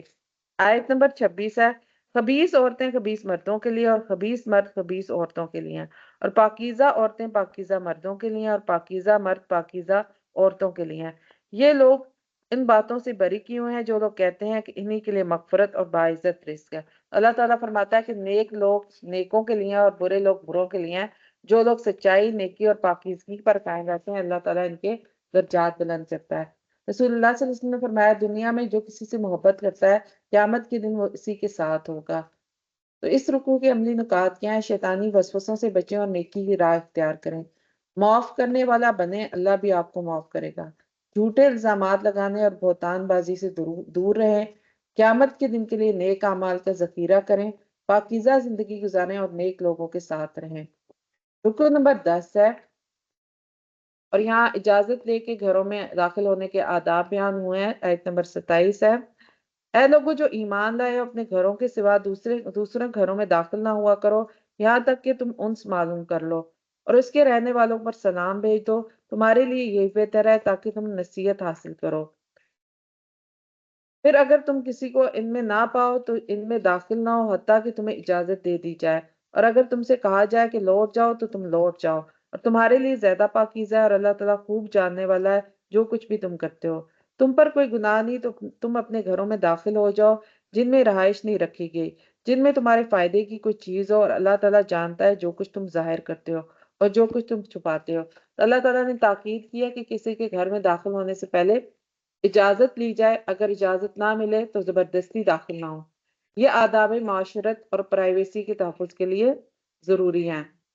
رسول اللہ صلی اللہ علیہ وسلم نے فرمایا، اگر تم میں سے کوئی کسی کے دروازے پر آئے تو 3 بار اجازت مانگے، پھر اجازت نہ ملے تو اسے واپس چلے جانا چاہیے۔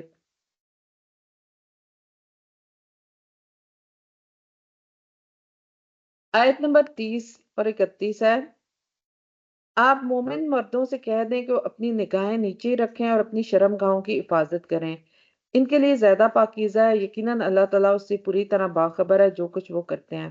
اور آپ مومن عورتوں سے بھی کہہ دیں کہ وہ اپنی نگاہیں نیچی رکھیں اور اپنی شرم گاہوں کی حفاظت کریں، اور اپنی زینت کو ظاہر نہ کریں مگر جو اس میں سے از خود ظاہر ہو جائے، اور اپنی اوڑھنیاں اپنے گریبانوں پر ڈالے رہیں، اور اپنی زینت کسی کے سامنے ظاہر نہ کریں مگر اپنے شوہروں کے یا اپنے باپ دادا کے یا شوہروں کے باپ دادا کے یا اپنے بیٹوں یا اپنے شوہروں کے بیٹوں یا اپنے بھائیوں یا اپنے بھائیوں کے بیٹوں یا اپنی بہنوں کے بیٹوں یا اپنی عورتوں کے یا اپنے غلاموں کے یا تابع رہنے والے مردوں کے لیے جو شہوت والے نہ ہوں، یا ان بچوں کے لیے جو عورتوں کی پوشیدہ باتوں سے واقف نہ ہوں، اور وہ اپنے پاؤں زور سے زمین پر نہ ماریں کہ ان کی وہ زینت جسے وہ چھپاتی ہیں معلوم ہو۔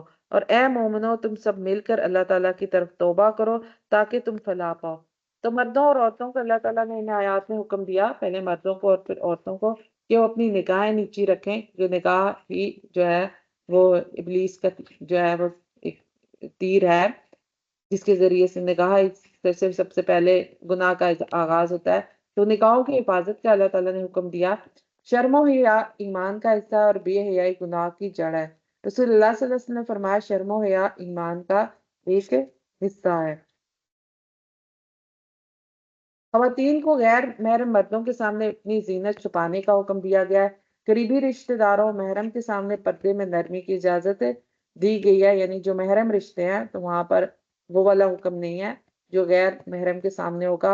اور عورتوں کو اپنے دوپٹے سے سینے، یہاں پر سینے ڈھانپنے کی خاص طور پر تاکید کی گئی ہے کہ وہ اپنے سینوں کو اچھی طرح ڈھانپیں، کور کریں۔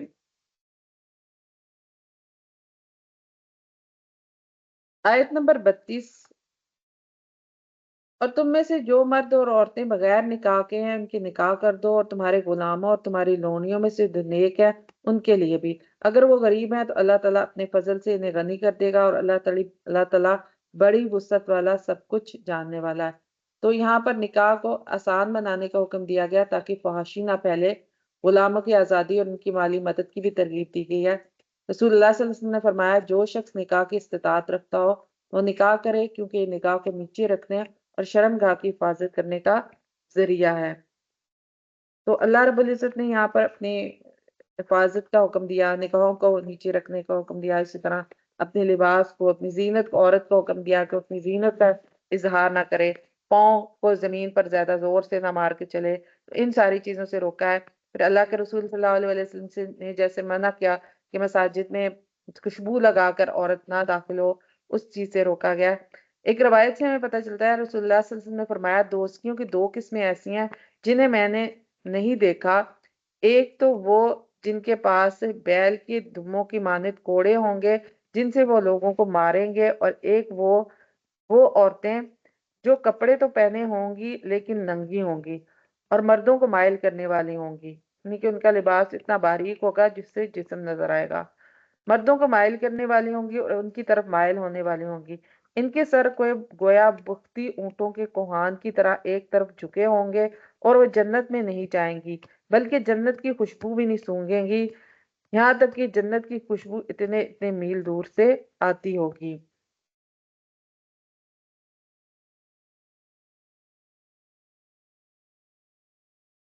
آیت نمبر 33 ہے، اور جو نکاح کی طاقت نہ پائیں وہ لازماً پاک دامنی اختیار کریں یہاں تک کہ اللہ تعالیٰ اپنے فضل سے انہیں غنی کر دے گا، اور تمہارے غلاموں میں سے جو مکاتبت آزادی کی تحریر چاہتے ہیں اگر تم ان میں کوئی بھلائی جانتے ہو تو ان سے مکاتبت کر لو، اور ان کو اس مال میں سے دو جو اللہ تعالیٰ نے تمہیں دیا ہے، اور اپنی لونڈیوں کو اگر وہ پاک دامن رہنا چاہتی ہیں تو بدکاری پر مجبور نہ کرو، تم دنیا کی زندگی کا کچھ فائدہ حاصل کرو، اور جو شخص ان کو مجبور کرے گا تو ان کی مجبوری کے بعد یقیناً اللہ تعالیٰ بے حد بخشنے والا نہایت رحم والا ہے۔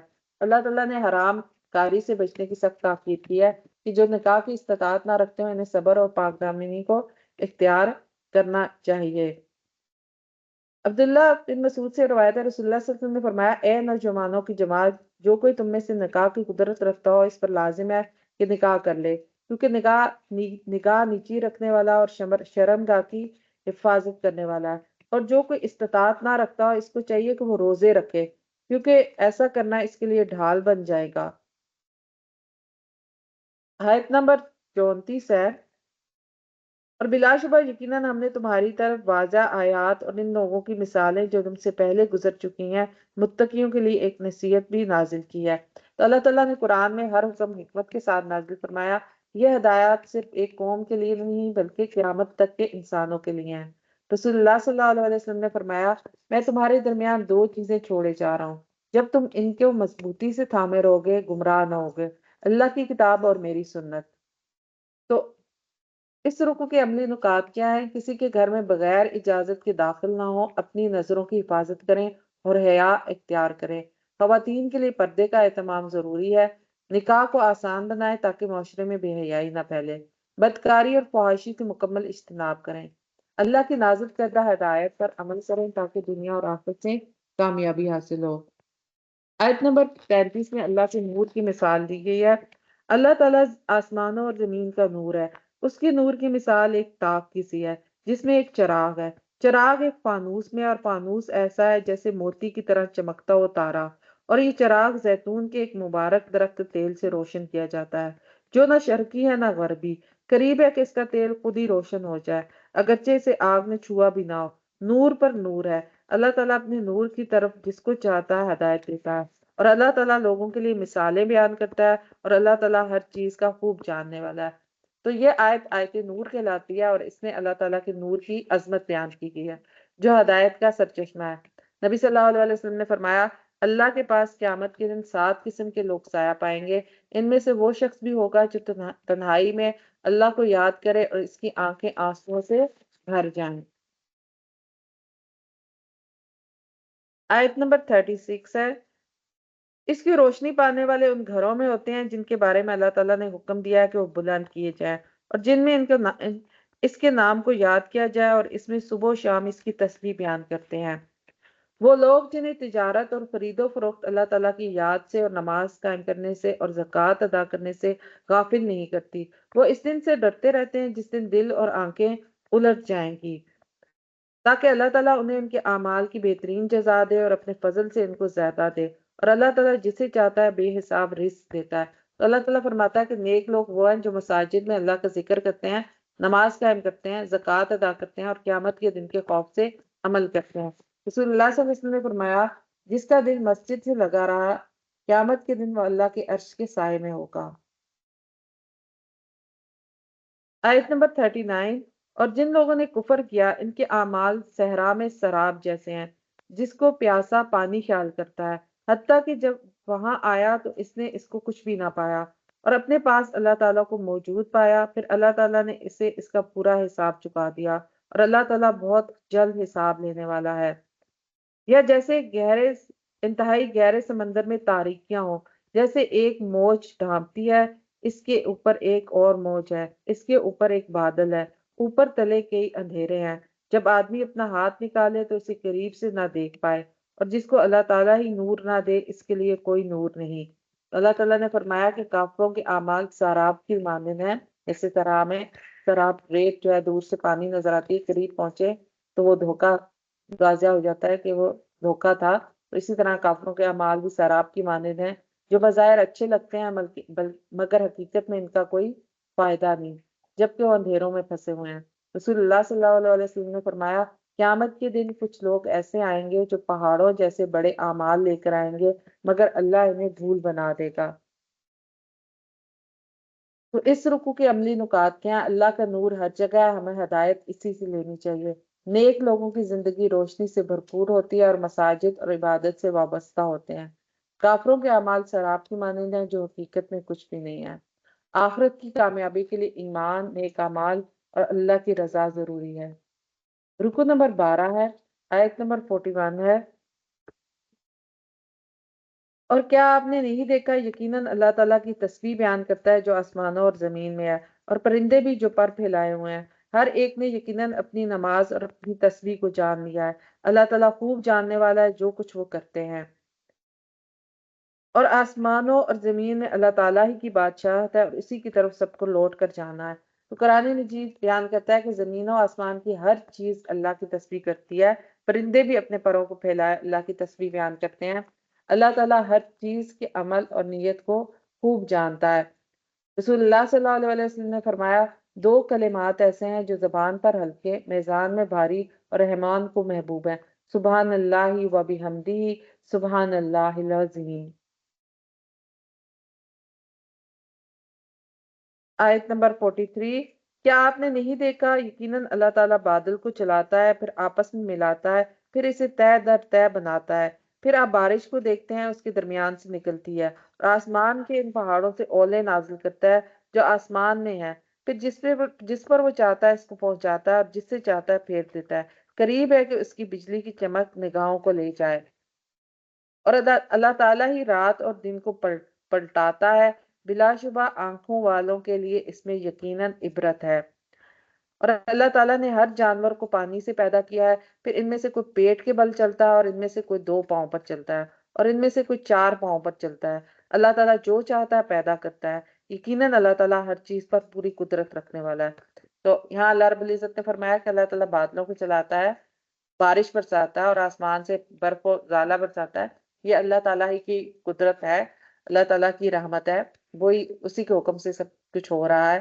بجلی کی چمک اور بارش کے ذریعے زندگی اور موت کا نظام بیان کیا گیا ہے۔ اللہ نور ہے اور ہدایت اسی کے ہاتھ میں ہے۔ رسول اللہ صلی اللہ علیہ وسلم نے فرمایا، جب بارش دیکھتے تو فرماتے اے اللہ سے نافع بنا اور ہمارے لیے رحمت کر۔ آیت نمبر 47،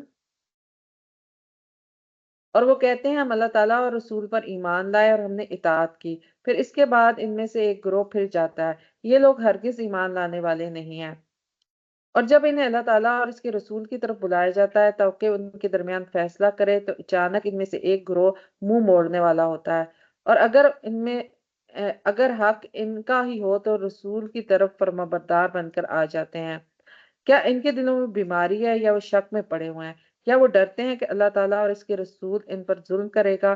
بلکہ یہی لوگ ظالم ہیں۔ بعض لوگ زبان سے ایمان کا دعویٰ کرتے ہیں، یا اللہ رب العزت نے منافق کے مثال بیان کیا ہے، لیکن دل میں نفاق رکھتے ہیں۔ جب انہیں اللہ اور اس کے رسول کے فیصلے کی طرف بلایا جاتا ہے تو بہانے بناتے ہیں۔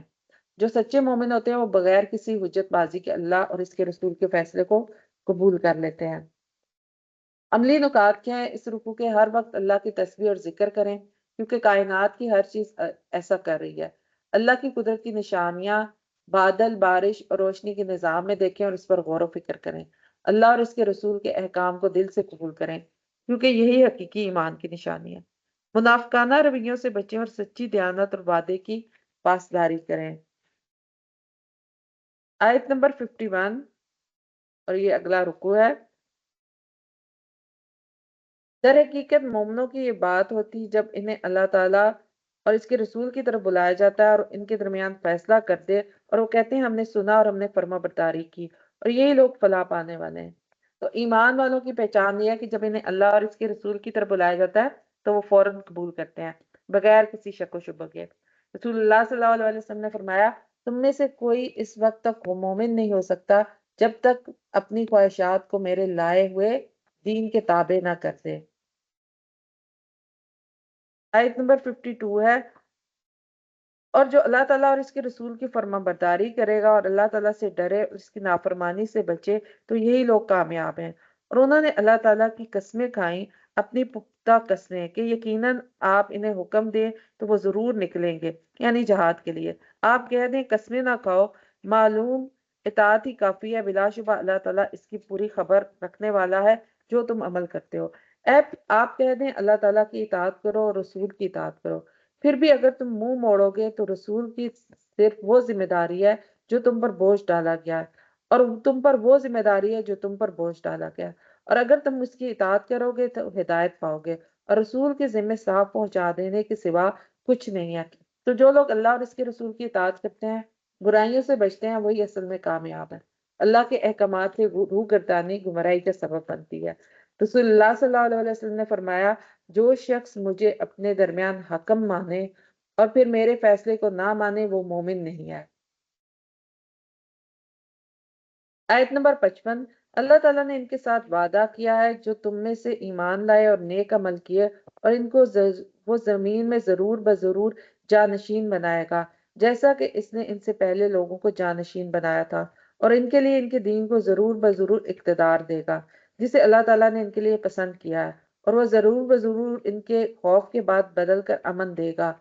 وہ میری عبادت کریں گے اور میرے ساتھ کسی کو شریک نہ کریں گے، اور جس نے اس کے بعد کفر کیا وہی لوگ نافرمان ہیں۔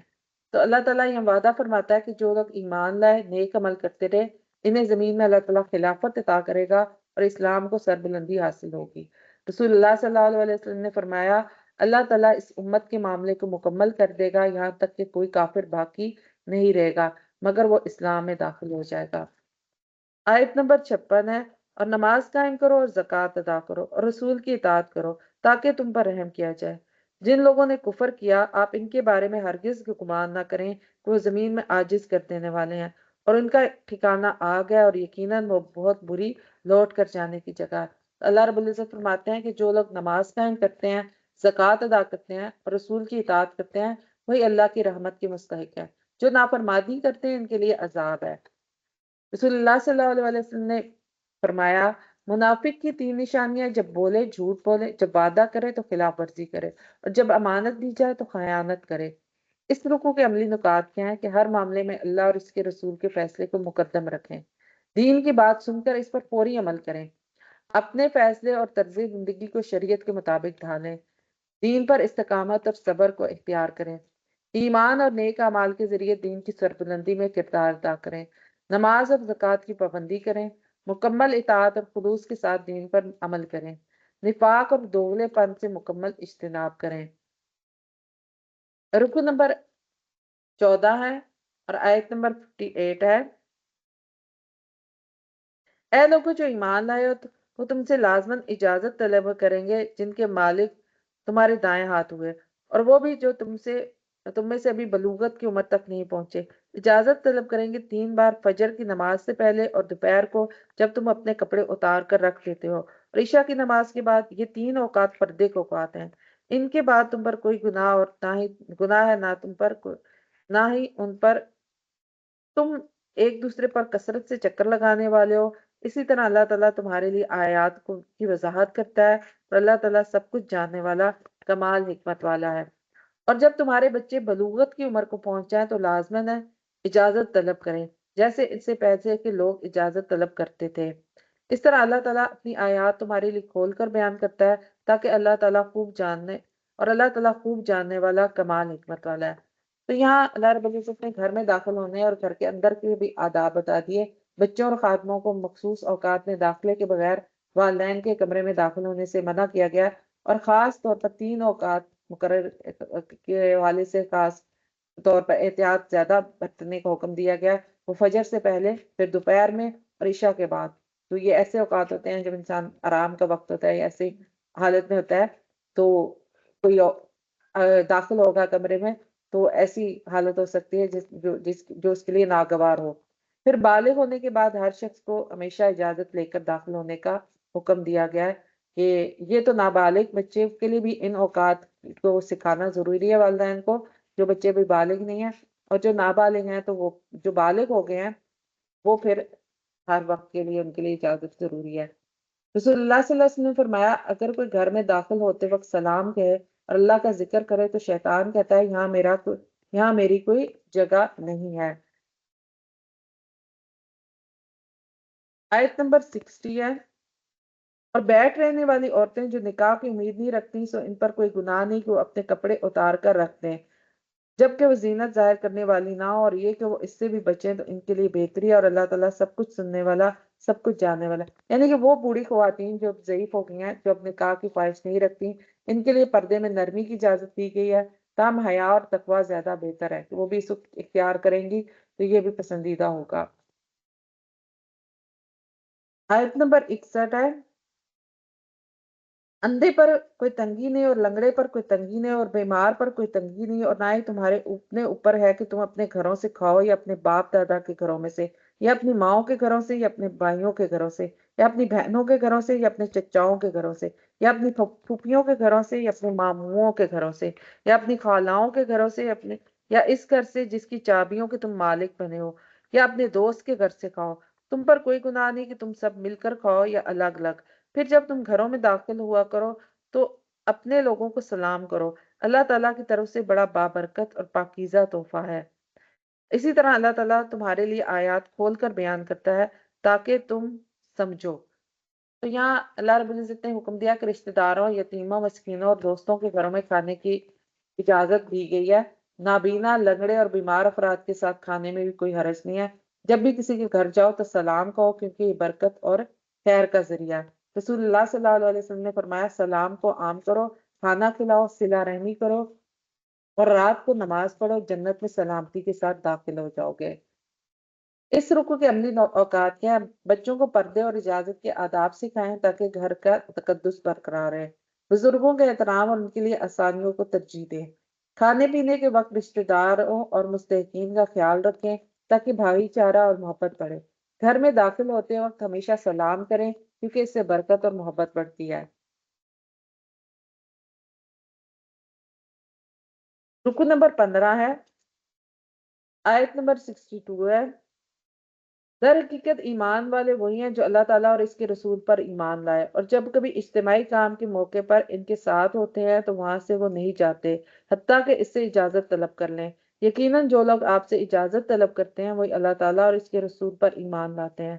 چنانچہ جب وہ اپنے کسی کام کے لیے آپ سے اجازت مانگیں تو ان میں سے جسے آپ چاہیں اجازت دے دیں، اور ان کے لیے اللہ تعالیٰ سے بخشش مانگیں۔ یقیناً اللہ تعالیٰ بے حد بخشنے والا، نہایت رحم والا ہے۔ تو سچے مومن وہ ہیں جو نبی کریم صلی اللہ علیہ وسلم کے ساتھ کسی اجتماعی معاملے میں ہوتے ہیں تو وہاں بغیر اجازت نہیں جاتے۔ یہ ان کے ادب اور اطاعت کی علامت ہے۔ رسول اللہ صلی اللہ علیہ وسلم نے فرمایا، جس نے میری اطاعت کی اس نے اللہ کی اطاعت کی، اور جس نے میری نافرمانی کی اس نے اللہ کی نافرمانی کی۔ آیت نمبر 63، تم رسول کے بلانے کو اس طرح بلانا نہ بناؤ جیسے تم ایک دوسرے کو بلاتے ہو۔ یقیناً اللہ تعالیٰ اس کو خوب جانتا ہے جو تم سے آڑ لیتے ہوئے کھسک جاتے ہیں۔ سو جو لوگ رسول کے حکم کی خلاف ورزی کرتے ہیں تو لازماً ڈریں کہ ان کو کوئی فتنہ پہنچے یا ان کو دردناک عذاب پہنچے۔ تو اللہ تعالیٰ فرماتا ہے کہ رسول اللہ کو بلانے کا انداز ایسا نہ ہو جیسے عام لوگ ایک دوسرے کو بلاتے ہیں۔ ان کی عزت اور احترام کو ملحوظ رکھنا ضروری ہے، کیونکہ جب لا علم افراد یا بدوی دیہاتی لوگ آتے تھے رسول اللہ صلی اللہ علیہ وسلم سے ملنے، اور گھر کے باہر آ کے کھڑے ہو کر آپ کو آوازیں دینا شروع کر دیتے تھے، یا محمد ایسے الفاظ کہنا جیسے عام عرب میں ایک دوسرے سے لوگ مخاطب کرتے تھے، تو اللہ تعالیٰ نے اس چیز سے روکا کہ اس طرح سے تم ان کو نہیں مخاطب کرو گے جس طرح آپس میں ایک دوسرے کو مخاطب کرتے ہو۔ نبی صلی اللہ علیہ وسلم نے فرمایا، میری امت میں سب سے بہتر وہ ہے جو میری سنت پر عمل کرے اور میرے طریقے کو اپنائے۔ آیت نمبر 64 ہے، آخری آیت ہے یہ اس کی سورت کی۔ سن لو، یقیناً جو کچھ آسمانوں اور زمین میں ہے سب اللہ تعالیٰ ہی کا ہے۔ یقیناً جس روش پر تم ہو وہ جانتا ہے، اور جس دن لوگ اس کی طرف واپس لائے جائیں گے وہ انہیں اس سے باخبر کر دے گا جو انہوں نے عمل کیے، اور اللہ تعالیٰ ہر چیز کو خوب جاننے والا۔ اللہ تعالیٰ فرماتا ہے کہ زمین و آسمان کی ہر چیز اللہ تعالیٰ کی ملکیت میں ہے اور وہ ہر عمل کو جانتا ہے۔ رسول اللہ صلی اللہ علیہ وسلم نے فرمایا، اللہ تعالیٰ تمہارے چہروں اور مال کو نہیں دیکھتا بلکہ وہ تمہارے دلوں اور اعمال کو دیکھتا ہے۔